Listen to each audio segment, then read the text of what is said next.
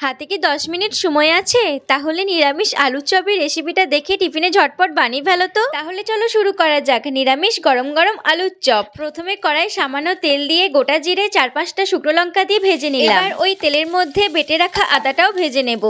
এরপর ভেজে রাখা জিরে, তেল, লঙ্কা, পরিমাণ মতো লবণ, সেদ্ধ করে রাখা আলু, ভেজে রাখা আদা, কুসুম বীজ, বাদাম ভাজা, ধনেপাতা কুচি, ভাজা মশলা দিয়ে ভালো করে মেখে নেব। তৈরি হয়ে গেল আলুর পুর।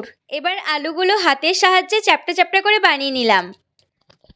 এবার আলুর চপ বানাবার জন্য একটা ব্যাটার তৈরি করে নেব। প্রথমে একটা পাত্রের মধ্যে মেজারমেন্ট কাপের 2 কাপ বেসন, পরিমাণ মতো লবণ, 1 চামচ চিনি, বেকিং সোডা, অল্প অল্প জল দিয়ে একটা ব্যাটার তৈরি করে নিলাম।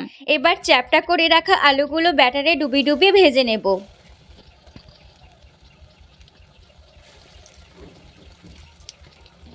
ব্যাস, খুব সহজেই তৈরি হয়ে গেল গরম গরম নিরামিষ আলুর চপ।